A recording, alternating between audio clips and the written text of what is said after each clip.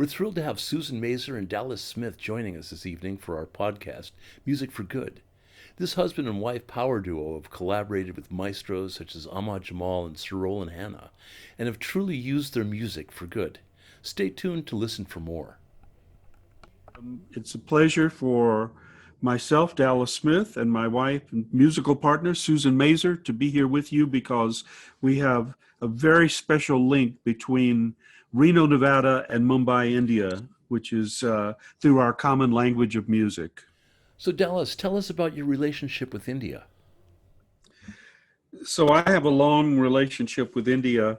I first came as a backpacking hippie in 1971, and I guess that's showing my age, but I'm young at heart in any case. Uh, and at that point, I became enthralled with the bansuri, this beautiful Indian bamboo flute. And I'm originally from the state of Georgia, down south, just north of Florida, but I currently live in Reno, Nevada. And prior to that, I was living in the San Francisco area of California. And I had moved there specifically to study Indian classical music at the Ali Akbar College of Music, which was founded in 1967 by Maestro Ali Akbar Khan. And that was a very amazing experience for me, that while I was building my Western music career, I was also studying this wonderful tradition of Indian classical music. And of course, it influenced my compositional style, my performance style. It gave me another instrument to perform with, the bansuri. And then I had the opportunity to collaborate with other American students of Indian music, and also ultimately with some very famous Indian classical musicians. My first trip to India, as I said, was 1971. I started studying in 1975 at Ali Akbar College. And then in 1982, I was part of a touring group led by the fantastic Kathak dancer Chitresh Das. And I came as part of his dance troupe on a tour of India. We performed in Calcutta, in Jaipur, in Delhi, and Mumbai. And while I was in Mumbai, I connected with my friend Ashish Khan, who was the son of Ali Akbar Khan. And Ashish Khan introduced me to Louis Banks. Actually, I have to give credit to Zakir Hussain as well, because I had met Zakir and Ashish, of course, at Ali Akbar College, and then to reconnect with them in Mumbai, I became connected to the jazz world of Mumbai through Mr. Louis Banks, the godfather of Indian jazz. And I had the incredible experience, thanks to Louis, of working at the Film Center with the famous producer R.D. Burman. And I had the chance to record at the Film Center with Louis and with the other Bollywood musicians there. I had the experience of a recording session with the great Lata Mangeshkar. And so that was a really incredible experience in 1982 and 1983. I was in Mumbai for a couple of months each time.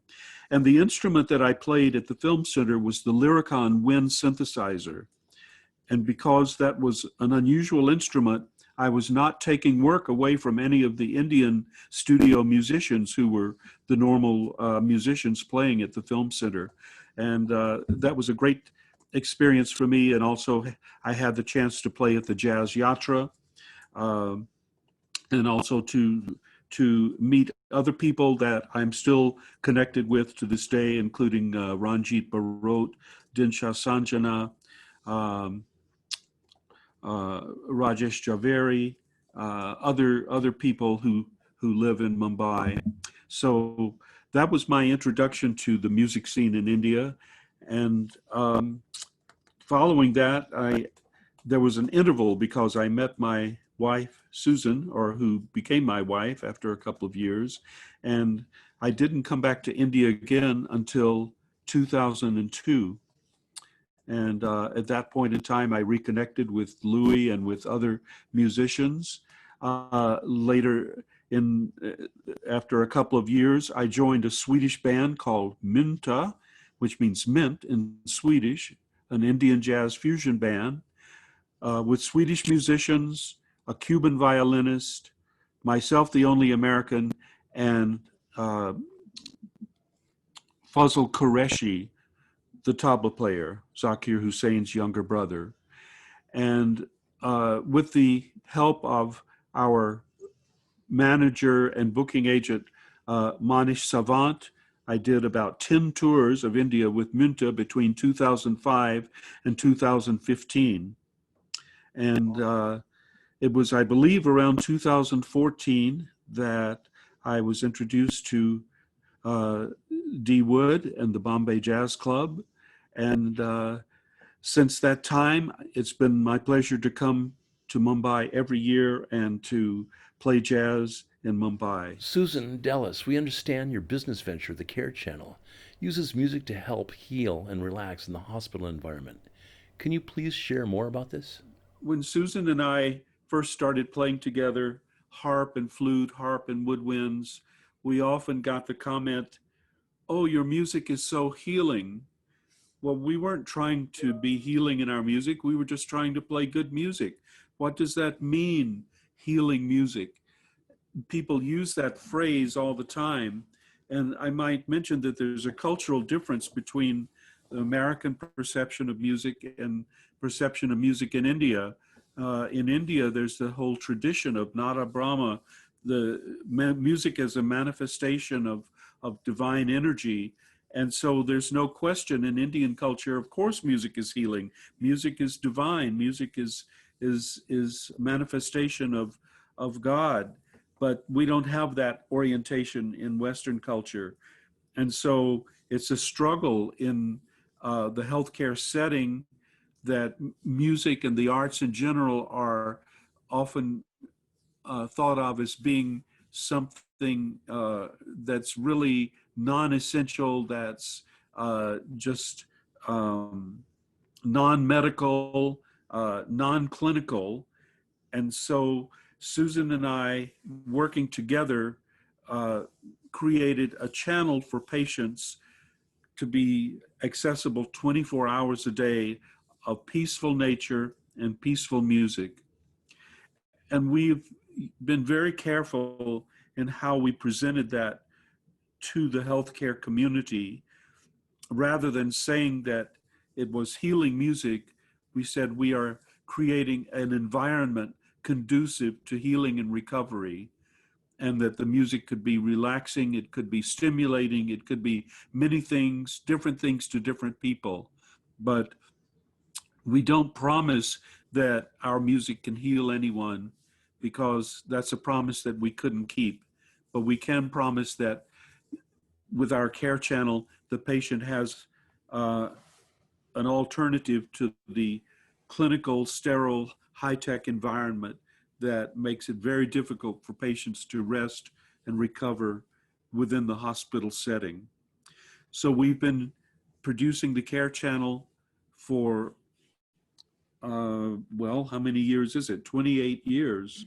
And it's amazing that we started this business, just the two of us in our spare bedroom, and slowly, one hospital at a time, built this business such that now we have 18 employees, and we have the care channel in 1,000 hospitals nationwide in the US, and we're starting to go more international. And we look forward to having our first hospital or healthcare institution in India to incorporate the care channel into their environment of care. So I went into nursing research, I went into environmental psychology, I went into social psychology, I went into the study of our sensory system and perception in order to fully understand what would actually help mitigate the kind of anxiety and suffering patients have. And the suffering is not just the condition, it's also lived in time. It's a temporal experience. So what mitigates our sense of time? Nothing more profound than the music we hear, that music creates a sense of timelessness. That to this day is the foundational work of the Care Channel and all the other formats we have developed as technology has allowed us. How do you go about approaching or composing the music for this channel? The current status of Hindustani classical music versus Western pop music. And that has, of course, merged into Bollywood. And where it has merged is that Bollywood has predictable 8-bar phrases. It has predictable time meters that are easily danced to. And Hindustani classical music is far freer and really takes on a tradition of hundreds and hundreds of years. The idea of predictability in music is part of what we listen for. That as human beings, we seek out patterns. And that means whether we're looking at a picture or a landscape or a garden or a building, we continually look to understand it by finding an understandable pattern. So to those who've been brought up in Hindustani classical music and even translated that to jazz, the finding of the pattern is much easier for an Indian ear than it is for a Western ear that is so used to meters of 4 and 3 and various combinations. The kind of predictability also has a warning with it. And that means that music that we've grown up to, that we've gotten married to, that we listen to at a religious service or has been connected to a holiday becomes both an anchor and a weight around our neck if those times become painful memories. And so the music we provide for the Care Channel is intentionally unfamiliar and easy to listen to, meaning that it's easy on the first time to find a pattern to make the music understandable, even if you've never heard it before. So when I first met Dallas and he wanted to listen to Ali Akbar Khan and other brilliant Hindustani classical artists, I found it very difficult to find the pattern and didn't really locate myself in that milieu until I gave up seeking the pattern and kind of surrendered into the moment.